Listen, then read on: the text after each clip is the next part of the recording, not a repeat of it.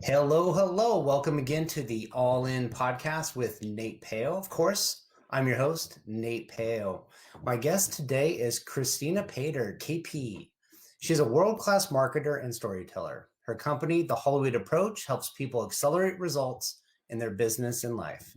KP's executive track record includes overseeing the market and research for a $10 billion global hotel advisory company. And prior to that, two hotel tech companies, all while moonlighting as a screenwriter. Her action-thrilled script sold this summer. Her new book, The Hollywood Approach, just came out. She travels by motorcycle, jumps into waterfalls, and is a guest chocolate chef. Welcome to the show, Kristina. How are you? Thank you so much, Nate. I am fantastic. Thank you. Excited to be here with you and your listeners tonight. Awesome. So you got so many things to just start off and ask. I am a big fan of chocolate. And that was an interesting thing. A chocolate chef. What is a chocolate chef, and how did you come apart becoming a chocolate chef? Well, that was part of my whole adventure of being in the Dominican Republic, and it just kind of happened that even though the DR is one of the top chocolate exporters, cacao exporters in the world, there are not a lot of chocolate desserts in my small town here. So I found that I actually became a little bit popular when I moved to the small town because I was one of the people that was like a chocoholic and was making chocolate desserts all the time. And I had this one that I called Chocolate Fix, and I ended up making it for a restaurant that happened to be sort of kitty corner from where I lived on the beach. So that was kind of how that just kind of came about. I'm like, can we have this for the people? Because people need chocolate. We can't just eat the raw cacao pods. You know Life what I mean? without chocolate would not be worth living. But you're leaving out a key component of your story, the Hollywood Approach. That to me sounds like it's right down smack dab in Southern California, but here you are in the Dominican Republic. So there must be some sort of story that goes behind this journey, because the Hollywood Approach is your business. It's also your book. We can always talk about your book, but how did this journey evolve to end up in the Dominican Republic? What's the story there? So I'll try to keep it short because this could be, we could both put on our pajamas and get our friends and some popcorn, and this could take all night. But the short version is I was living in LA, working as a story analyst for production companies in Hollywood. So that means I was the person that read the screenplays as they came through and said, hey, yeah, I think this would be a good fit for this company or not. And in the middle of that, I had developed earlier panic attacks in the water several years earlier. And it kind of all came to a head my fifth year in Los Angeles, where they were getting increasingly worse, increasingly debilitating. And whereas in the beginning, I was still cliff diving and doing all the crazy water stunts that I always did. I don't mean formal stunts, but just, jumping off cliffs and scuba diving and stuff like that. And I had one in LA one day in my own pool, which was down the road from Bradley Cooper. He didn't know that, but we bought tomatoes next to each other one day at the market. But anyway, I had one in the pool one day where I just had 1 foot in the pool and had a just blowout attack. And I just thought, I can't do this anymore. Like, water is my favorite thing next to chocolate. And this isn't really, this isn't really a life if I can't swim and I can't do this stuff. So I've got to really address this. I didn't know what to do. So I did that Hail Mary, prayed to all gods of all religions for some kind of guidance, some kind of sign. And I found this place in the Dominican Republic where my cousin happened to be getting married, called 27 Waterfalls. And 27 Waterfalls is a place where you climb up, you hike up for about 2 hours through mango trees and all this beautiful stuff. And then the only way back down is to jump into 27 waterfalls. And so that to me felt like, okay, I've been doing a lot of interesting attempts to rid myself and blow out the circuits on the panic over the years, but this one sounded to me like this could really break whatever those neural pathways were that formed. So that's how I got here. And then my original plan was to stay about a week. But of course that didn't work out, because we know in any good story, it's just not that simple. So I ended up delaying my stay, or expanding my stay like 4 times, and I ended up staying for 10 weeks that first trip, and then a few months later I moved here. And I'm still here. It's 8 years later, and still that's where I am meeting you tonight. There we go. That's a pretty cool origin story to get there. But let's talk a little bit about the Hollywood approach. What exactly is the Hollywood approach? Why is that different than, say, the Dominican approach, or any other approach for that matter? So the Hollywood approach takes all of the same exact elements that I use to create a hero or heroine on screen, or that I use to analyze a hero or heroine in a script, or now books, manuscripts, and I show people how to apply them to real life. So we analyze, so in it, I analyze character backstory. I analyze character DNA, your narrative forensics. What are the stories and success things that make you tick as a character in your own story? So what I was told in my 23 years of studying screenwriting and writing was that to write, you have to live.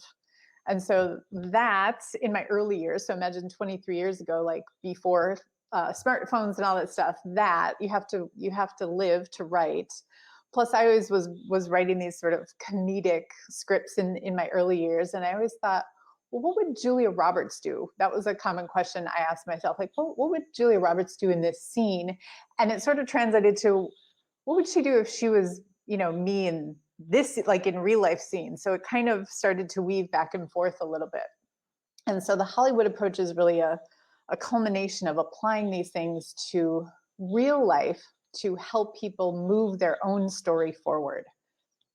So is this like a way to do a branding, or is this a way to do personal development and get past limiting beliefs? Like, who would choose to pick up the book, learn from it, and apply these principles? The wonderful thing about storytelling is that it is universal. So the kind of groups and organizations and people that have used these and have had me come in and speak or teach workshops are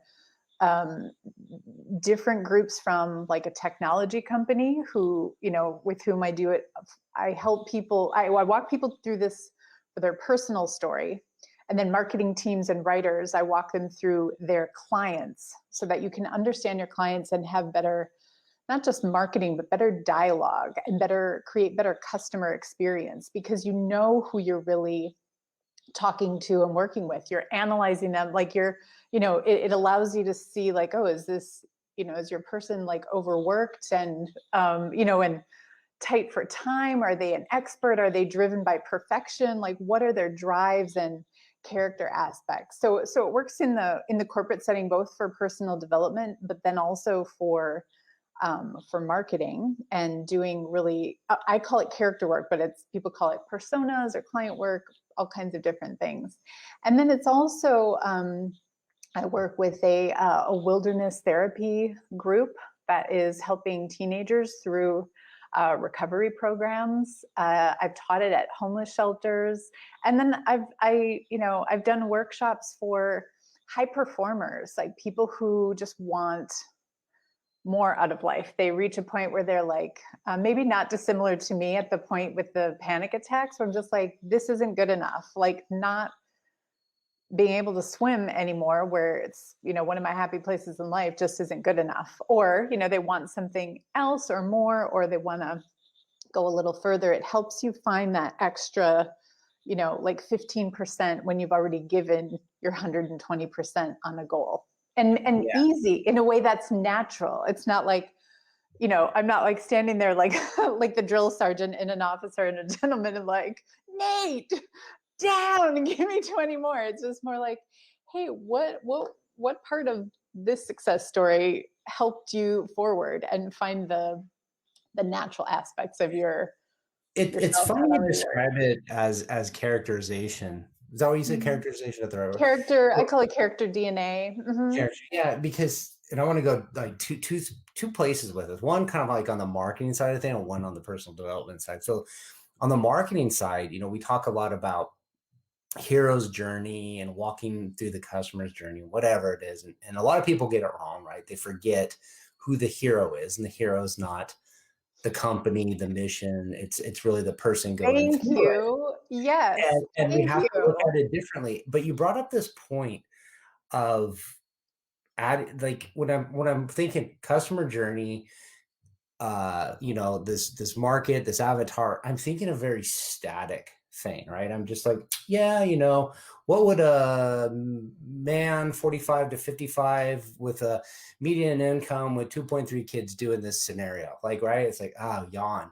But you mentioned Julia Roberts, right? And he said, what would not Emma Thompson, not you know, uh, any other actresses, Sharon Stone, I can't, of all the times I'm like drawing blanks on female actresses, but you mentioned a very specific person. What would Julia Roberts do? And then when you say that, an image forms in your mind. Maybe it's Julia Roberts and Pretty Woman, maybe it's in Runaway Bride, and you even though different characters, she still has some of the same traits, right? How would she react in that thing? What would she do as she was going through this journey? How would she react to this pain point, this decision, this decision? And when you narrow it down to that level of focus, it's going to become very clear. Like you could visualize this scene taking place, not just kind of like this randomness, but hey, this is how somebody would react. And so I think that was a really important way to characterize it. The other thing I was going to go back to was kind of like this personification for getting better.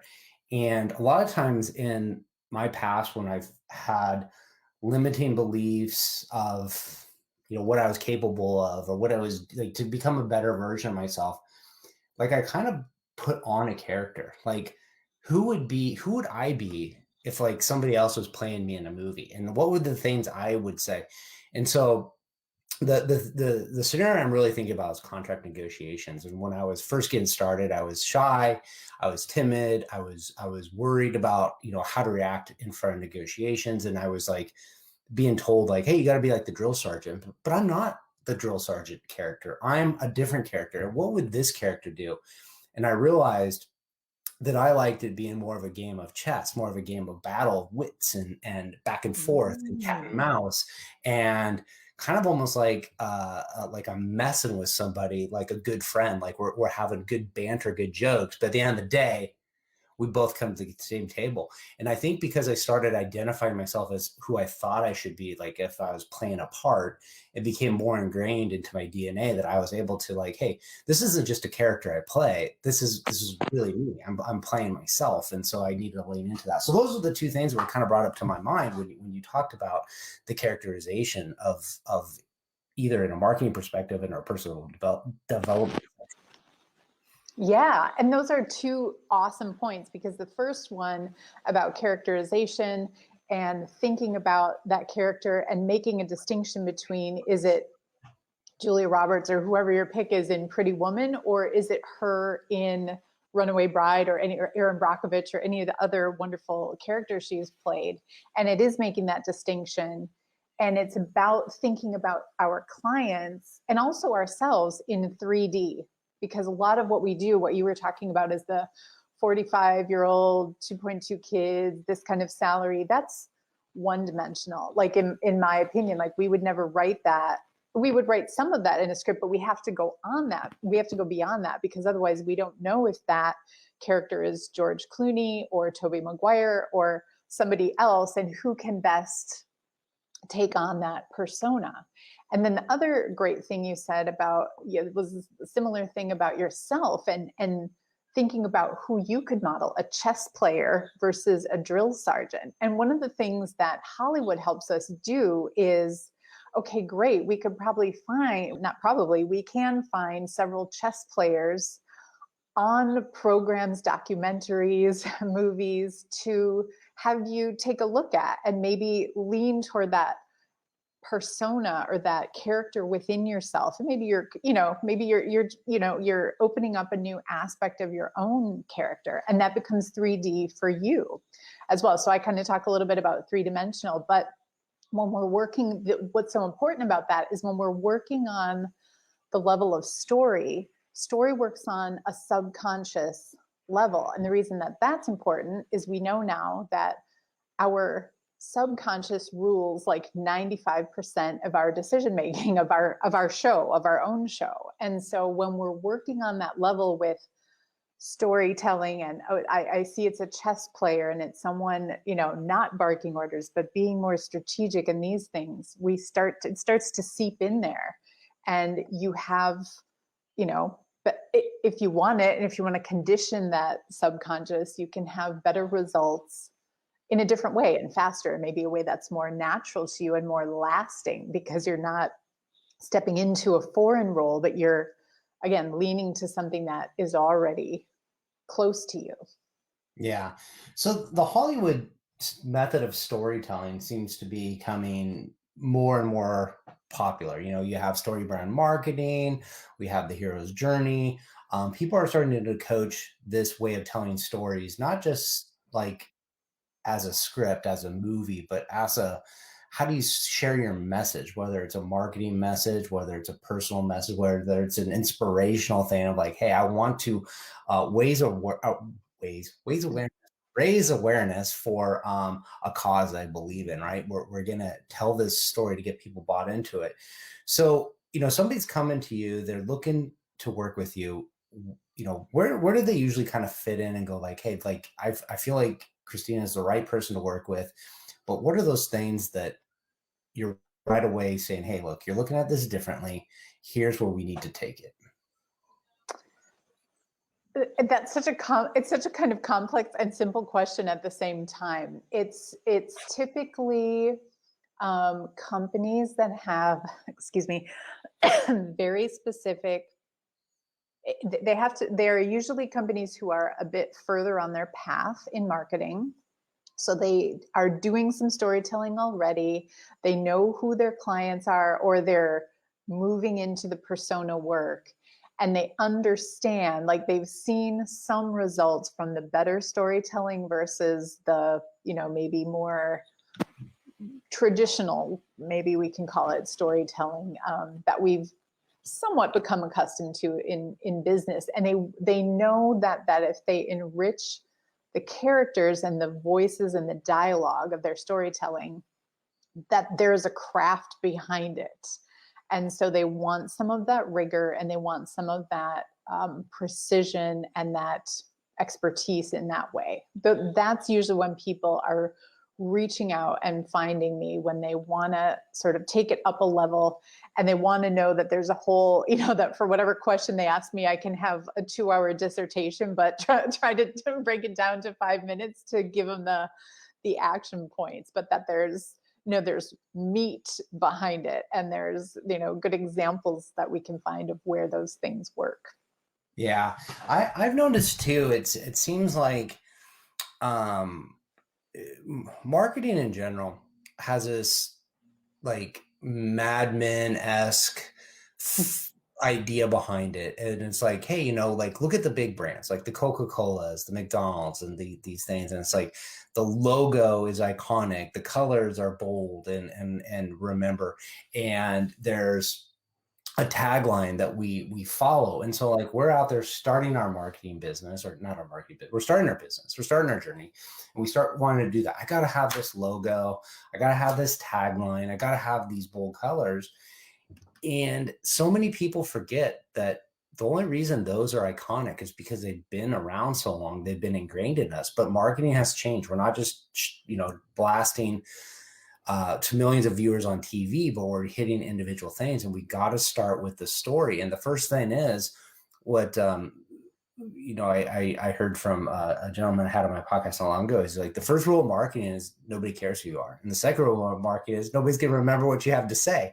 And so it's like you got to learn to tell this story that is enticing to somebody, that draws them in, that they want to learn more, that they've discovered that, hey, they are that hero on the journey. And it's the Luke Skywalker, right? It's the, I'm minding my own business, and I discovered I have a problem, and there's nothing else in the world that matters than solving this problem now, and I got to go on a mission to find it. And the company is Obi-Wan Kenobi. They're not Luke Skywalker. They're Obi-Wan Kenobi. They're like, hey, I'm going to guide you. I'm going to show you the way. And maybe it's showing the way to something else. You know, you meet Yoda, it teaches a little bit more. So I think it's so important that people learn this storytelling method for any aspect of what they're doing, whether they're doing marketing for their business, personal development, sharing a story, getting people engaged, just building relationships. Learning to tell a story that's interesting in a conversational setting is so powerful. So I love what you're doing. I think more people need to be aware of this. So I do want to ask you, like, you're living in the Dominican Republic now. So how are you working with a lot of your clients? Through virtual, through just locally to that area? Like, how has that affected your business being remote like this? Well, believe it or not, so I left my corporate job 12 years ago now, and I continued to consult with that corporation for years in countries around the world. I think we worked in like 34 countries. And when I came here, originally the first 6 years, I was going back and forth, maybe half and half, basically, more or less. But probably about 2 years of being in here, so around 2015, the clients that I would always visit, this sounds terrible, no longer wanted to see me. It's like they didn't care and didn't have time. And even when I was going back to Hollywood to work on scripts that I had in progress and things like that, I'd end up going to LA, and sometimes we would still Zoom. I'd be Zooming from LA, because traffic there would be an hour. Wherever you are to wherever you want to be, because that's how LA works. Down the street is an hour away. It's like, yeah, I'm not hating on LA. I loved it there. I loved my experience there, but it just so happened that I just feel like I moved here at the right time, and the projects that I was getting were all over the world all the time anyway. And when I was in my corporate job as a senior VP of marketing, I was traveling around the world all the time anyway. So I was always on phone calls, and that was, before Zoom and all that stuff. So I would say it has not affected me actually one iota. Our Wi-Fi and our connectivity here on the island, and this part of the island, is very strong. And so I just continue to work with people on Zoom. And if something comes up that I, need to be there, I do that. If somebody wants me to come in and give a live workshop or be there for something, live presentations and stuff, I absolutely do it. But it's really much more the minority now, because people either just don't have time, or they're just, kind of on a fast track of their own. And so it works great. It gives everybody the flexibility, and I think the budget streamlining for the most part. So yeah. Awesome stuff. So Yeah. I want to ask you a question as we wrap this up. What does it mean to you to be all in on an idea or an outcome? To me, it means putting all of my chips in all of the denominations, figurative and literal, into the pot, just like I would do and have done in a good poker game. It means my spiritual, my financial, my decision making, my location, my wardrobe, it means putting it all toward the goal. And that is absolutely what I did when I came here originally to jump into 27 Waterfalls. I mean, that is the epitome of going all in. What was the end result of jumping into those 27 waterfalls? So I think it's important, and what I talk about too, is it's important to understand the goal and the specifics of the goal. The goal was to fracture or to wreck the motherboard of wiring that was causing the panic attacks to happen in the water. Just to break it so that I would stop having them and I could get in the water. And then I felt like if I could break that circuitry, I could get back in on my own and recover the rest of the way. And I absolutely, so the net is I absolutely did that with those jumps, but that was the 7th jump in and 7 panic attacks into the day. So it was not an easy task, but, and that's part of being all in too. It's like mindset, I talked about these things. Mindset is such a key thing. It's like, I am doing this because I believe in it. I believe in it with my heart and soul. And I will traverse through 6 panic attacks in a row in a short amount of time to get to the other side, to see if this will break that circuitry. Awesome. And it did. So yeah, that's the outcome there. All right. So I have to test you now. We're going to do a little test because you talked about characterization. And I always kind of wrap up with like, hey, who are you trying to get connected to in detail? Like who's that ideal person you want to work with? Who's that ideal person you want to read? And you talked about this. You have to have a character defined that's not just demographic. So most people, it's not a test, but because it's your expertise, this is who is that person you're ultimately trying to get connected to in depth to work with? And do you want a specific name? Sure. Or like a categorization? How would you describe that person? I would describe that person as, my people are humble badasses. They are, I mean, and I can go on, like there's a whole persona behind that, but they're humble badasses. They're high performers. I do not have this rehearsed, but they're high performers who just balk at the idea of mediocrity in any way and want to have fun. They've done enough of their own self-work and company work, and they are far enough along in their own path and their own journey to know that they want to continue bettering themselves, and they want to have a blast while doing it. Those are my peeps. Awesome stuff. It sounds just like Bradley Cooper. Maybe you should have asked by tomatoes. Anyways, thank you for the wonderful answer. You definitely passed the own test if you can describe your customer avatar in detail. So anyways, where can people go if they want to get connected to you? They can come right here on LinkedIn and Facebook, where we are now. For your all-in listeners, I have made a special goodie bag, swag bag, and that is at kristinapaider.com/all-in. And we'll put that, I think, we'll share that in the comments where we post this. Yep. Awesome stuff. So I encourage everybody to reach out, claim your swag bag. There's usually not a swag bag. So like go get that.